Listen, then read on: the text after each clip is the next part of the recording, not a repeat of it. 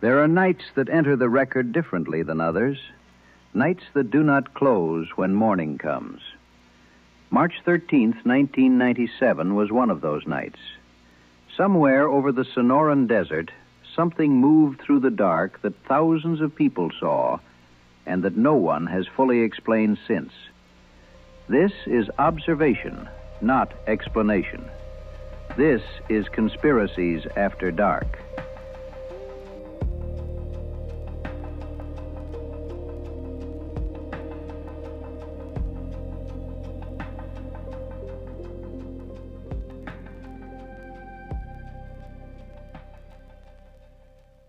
It began, as many things do, quietly.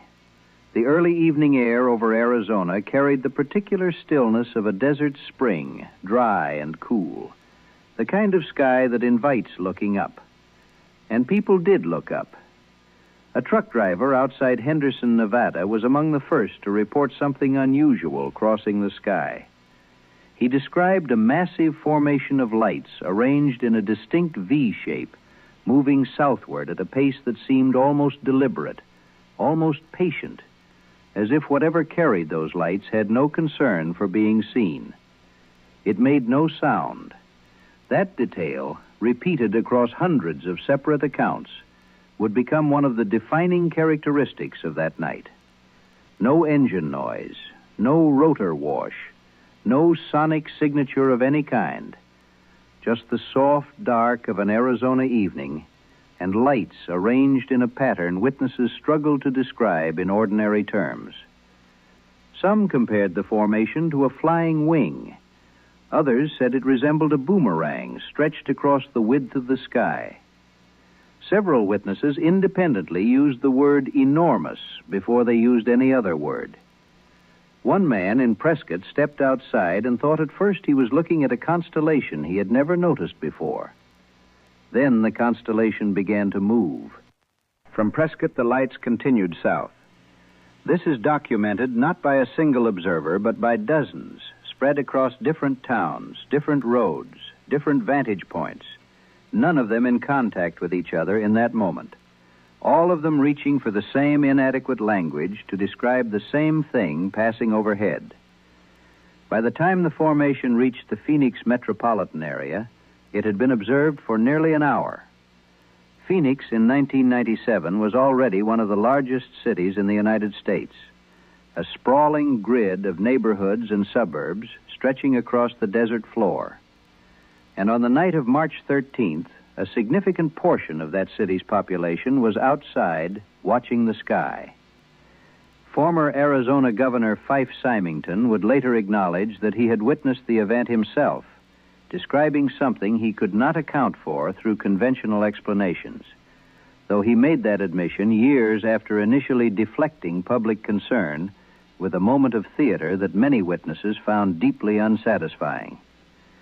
The scale of the reports is difficult to comprehend even now. The Arizona Department of Public Safety received calls throughout the evening. Local news stations logged witness accounts. Neighbors stepped onto front porches and called to one another. Parents pointed upward and children stared into the dark.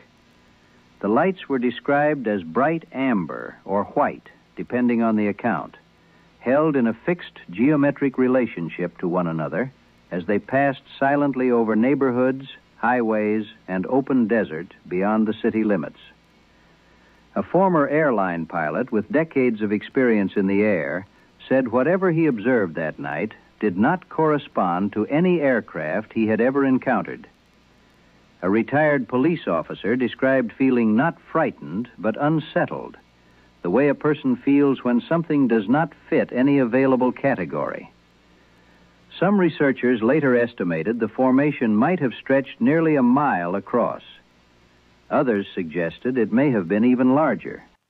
In the weeks and months that followed, the United States Air Force and the Maryland Air National Guard offered an explanation. Flares, they said. A training exercise conducted near Luke Air Force Base had involved illumination flares dropped from A-10 aircraft over the Barry M. Goldwater Range south of Phoenix. The flares, according to the official account, would have appeared as a line of lights descending slowly through the night sky. The explanation was accepted by some observers and rejected by others. The difficulty was that the flare explanation seemed to apply most clearly to a second set of lights, reported later that evening near the Estrella Mountains. Those lights appeared stationary and gradually faded from view. The first formation, the vast, silent V that traveled the length of the state, beginning near Nevada and moving south through Prescott, Dewey, Chino Valley, Phoenix, and beyond, was never explained with the same certainty. Witnesses who had stood beneath that first formation and watched it pass directly overhead described something that appeared structured, solid, and unmistakably in motion. What the Phoenix lights became in the years that followed is a different kind of record. It became a case study in how mass sightings are processed and how official explanations are received. Thousands of people saw something on the night of March 13th, 1997. That number is not disputed.